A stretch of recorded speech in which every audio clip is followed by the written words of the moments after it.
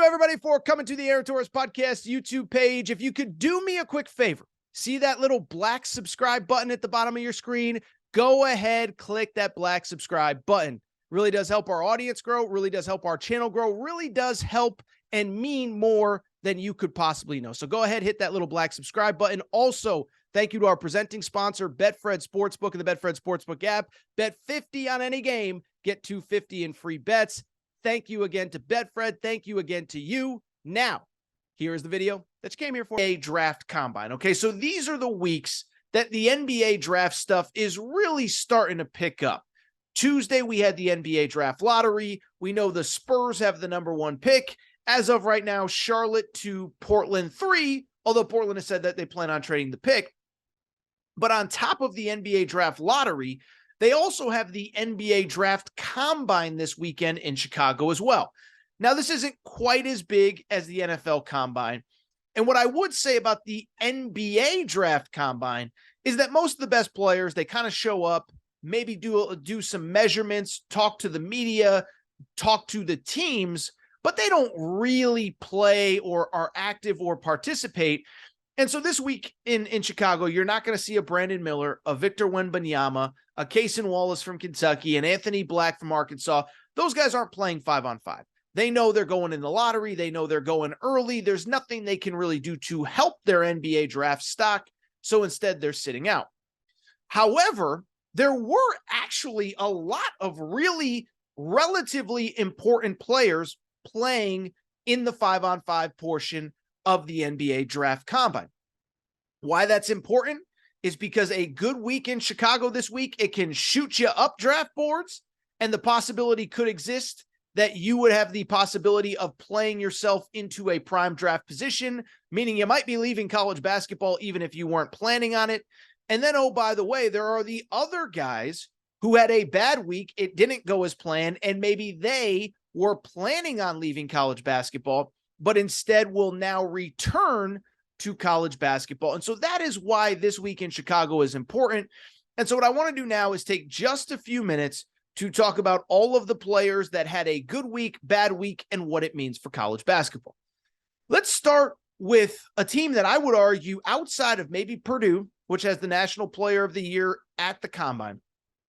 I would argue there's no team that has a bigger week and had a bigger week in Chicago than the Kentucky Wildcats. Kentucky has 3 players currently testing the NBA draft waters. 2 were in Chicago. 1 ended up playing. The guy who played is certainly the most high profile of the 3. It was Oscar Tshiebwe. Chris Livingston was also there, but chose not to participate in 5-on-5. And then Antonio Reeves, we all remember him, hot shooter at the guard position. I'm not saying he's hot or whatever. Point I'm trying to make, 37 points at Bud Walton Arena. He actually didn't even get an invite to the combine. My hunch is that in the next week or so, we will find out that he is returning. But from Kentucky's perspective, this week is really important because, as we've discussed, as of right now, Kentucky's roster currently looks like this. They have 5 freshmen committed, and they have 2 sophomores coming back who really didn't play all that much this year. So what Oscar Tshiebwe does, what Chris Livingston does, now I know there's still time in the portal. Keyshawn Johnson, will find out if he commits this weekend. We'll be reacting to it regardless of where he commits, but I think it's probably down to, my guess is Kentucky and Arizona at this point. Bottom line is Kentucky kind of needs some clarification on their guys. So let's talk about them, and let me start with Oscar Tshiebwe. Because Oscar Tshiebwe, I give him credit. 1, he was willing to play 5-on-5. And 2, he kind of did what Oscar Tshiebwe does. He was great. He did all the little things. I think he probably showed a little bit more from a shooting perspective than I think a lot of people realize. But more than anything, he just rebounded the crap out of the ball. 16 rebounds on day 1, 9 rebounds on day 2 on Thursday. And so when I look at Oscar Tshiebwe, he is in a very interesting spot from the perspective of, does he return to college or does he go pro?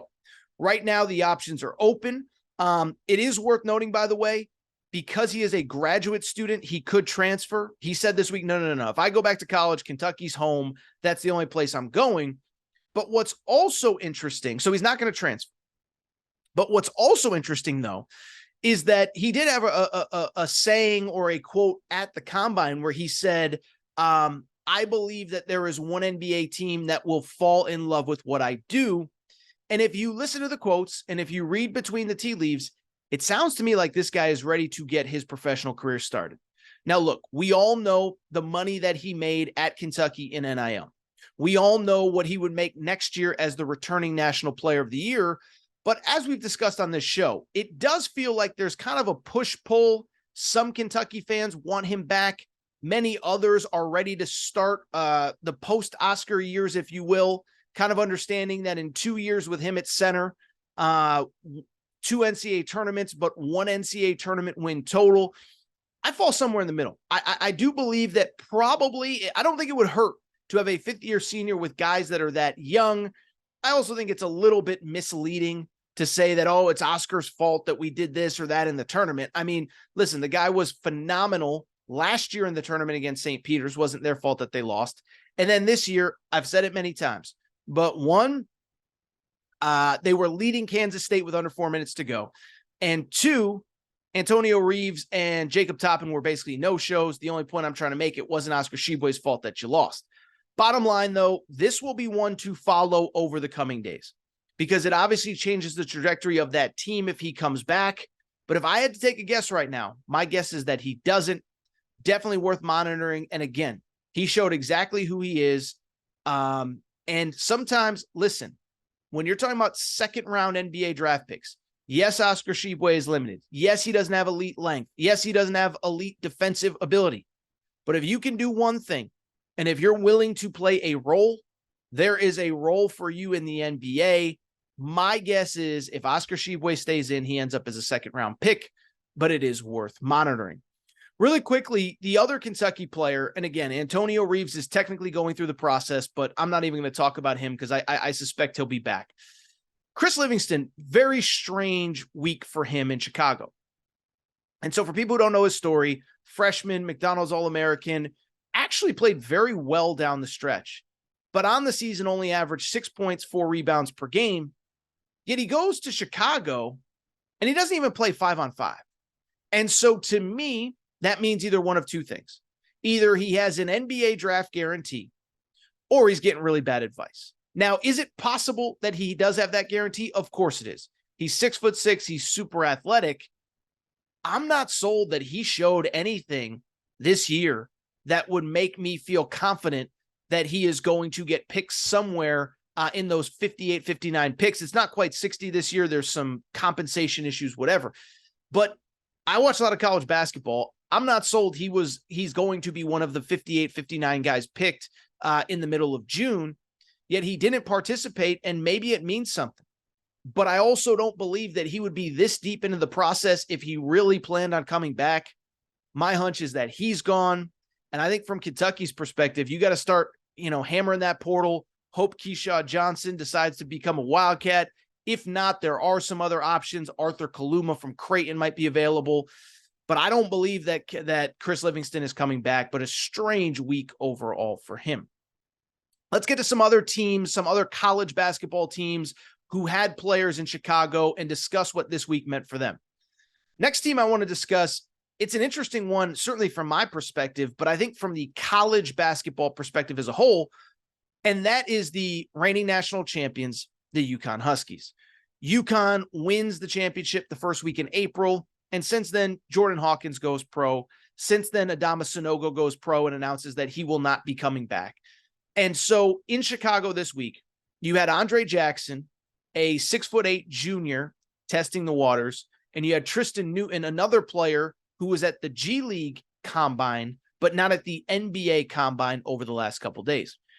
As far as Andre Jackson is concerned, he's a really interesting guy because throughout the year, he really talked about being back next year, being part of the program next year. But as UConn went on that NCAA tournament run, and as UConn won that championship, over time, it started to feel like his draft buzz, I think you could argue every player in the tournament, his draft buzz improved the most thanks to that run in the NCAA tournament. 6'8", playmaker, great hustle, great energy, intangibles guy. And it's like we just talked about with Oscar Tshiebwe. The bottom line is, once you get past those first couple picks, nobody's looking for a superstar. They want guys that will play a role, that do one or two things very well, and most importantly, that are comfortable playing roles, right? Because most guys that are getting to this point, they've been the superstar every level that they've been at. And Andre Jackson is not that guy. He has been a star, but a role-playing star, a guy that does all the little things for UConn. And so as we go through this draft process, my understanding just from talking to people and also just reading reports out of Chicago, I was not there. I think NBA teams are starting to fall for this guy because at this point, and by the way, I've talked to NBA people throughout the year that kind of said the same thing. Like basically like they knew about him, even though he wasn't playing well. And I think what's interesting about Andre Jackson is, to me, where we're at with him. NBA teams, in my opinion, are starting to get comfortable with who he is and who he isn't. In other words, yes, you would love in a perfect world for him to be a complete player. The one thing he does not do right now very well is shoot the three-pointer, 28-29% this season. Of course, if he shot the ball 28-29%, he probably, if he shot the ball 38-39% instead of 28-29%, he's probably not even playing at the combine. He's probably a top 10 pick. And frankly, if he shot the ball that well, he probably wouldn't even have been in college basketball this past year as a junior. So as time goes on, it feels to me more and more like Andre Jackson is getting more comfortable with the process, and teams are getting more comfortable with who he is and who he isn't. If I had to take a guess, Andre Jackson is probably done playing college basketball. It's worth noting that he hinted to reporters, probably this is it for me. UConn's going to be fine without me. So we'll see in the coming days. But my guess is that Andre Jackson is gone. My guess is that Tristan Newton is back. And I still think even without Andre Jackson, UConn's probably a top 5 to 7 team in college basketball next year. Although it's hard to make the argument they're number 1 or 2 without Andre Jackson. Speaking of number 1 or 2, if Purdue gets Zach Edey back, they're going to run it back completely with the exact same team that just won the Big Ten regular season, the Big Ten tournament. Now, we've discussed it many times. I get it. They lost early in the tournament, and they were probably a little bit overrated. But when you start talking about a team that could return literally everybody except for a guy off their bench named David Jenkins, that's probably the number 2, 3, 4, 5 team in the country going into next year. The question is Zach Edey going to return? Zach Edey was in Chicago. And I'll say this, it feels like he probably, 2 things. 1, played a little better than people expected. I'm not even played better. I guess what I would say is my hunch is that he's taking this process more seriously than I think I thought. Like I thought coming in, okay, he's going to just do the little test thing just to say he did it, get feedback, and then come back to college. You listen to quotes, you listen to interviews from this week, it seems like he's 2 feet in, really seeing this process through. Doesn't mean that he's going to stay in the draft, just that it feels like it is further along than I think that I thought maybe 2-3 weeks ago. Worth noting, Zach Edey was asked about the NIL situation. Remember, he is from Canada, which means that he runs into the same problem as Oscar Tshiebwe at Kentucky, Adama Sanogo at UConn, where it's hard for him to do traditional NIL. He had to go to Canada to get stuff done. But he did say, Purdue is working hard to figure things out, to put me in a better position to make some money next year if I do return. So I think that's probably a factor worth monitoring, is that if he comes back, he's going to be in a better position financially playing college basketball, which is worth noting. A couple other players that are interesting. Marquette. We just talked about Purdue potentially returning everybody. Marquette can literally return everybody off a team that won the Big East regular season, Big East tournament. Remember, it wasn't UConn, even though they were the national champion. It wasn't UConn that won the Big East regular season. It wasn't UConn that won the Big East tournament. It was Marquette that won both.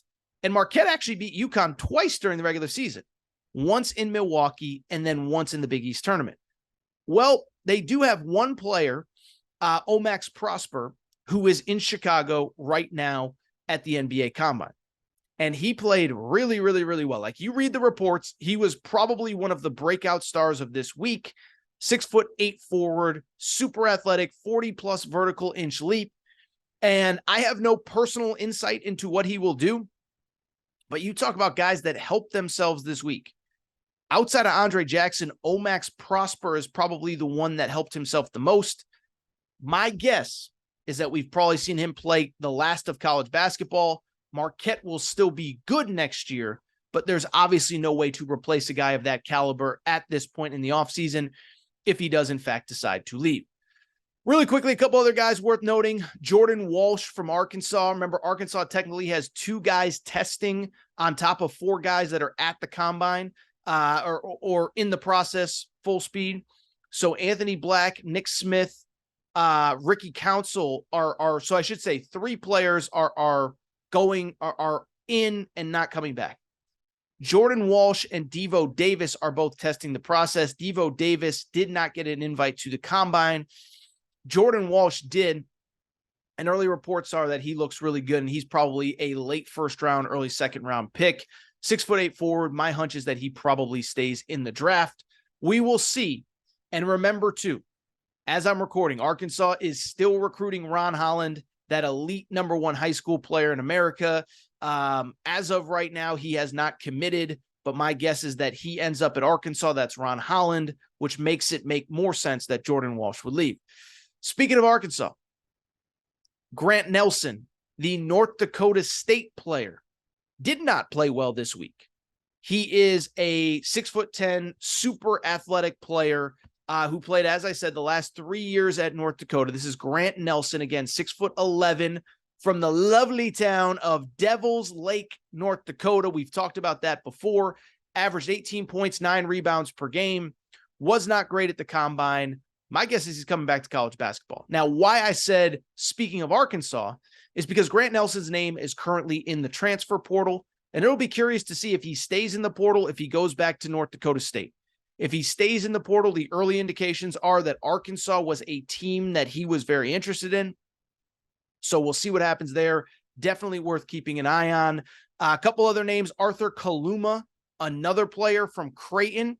He is in the transfer portal as well. Now, he probably wouldn't be an Arkansas guy, but if he decides to come back, I think Arizona's probably in the mix, whatever. We'll see. He did not have a great week at the combine. Speaking of Creighton, by the way, 2 players, their center Ryan Kalkbrenner played pretty well. Their starting combo guard probably will be the point guard next year. Trey Alexander was okay, but not great. Creighton needs both those guys to come back to be elite next year. We'll see what happens. Again, a third Creighton player, Arthur Kaluma, is in the portal. He will not come back to Creighton if he returns to college basketball. Did not play well. And then finally, this is not a combine note, but a player worth keeping an eye on. Lamont Butler, tournament hero from San Diego State. I have been told he is very impressive in these workouts. Elite 2-way guard. Didn't average a bunch of points. But listen, San Diego State plays a million guys, and this was one of the best defensive guards in college basketball. He's had a bunch of workouts, and I thought as of a month ago, he was just testing kind of like a Zach Edey. I think there's at least a chance that he stays in.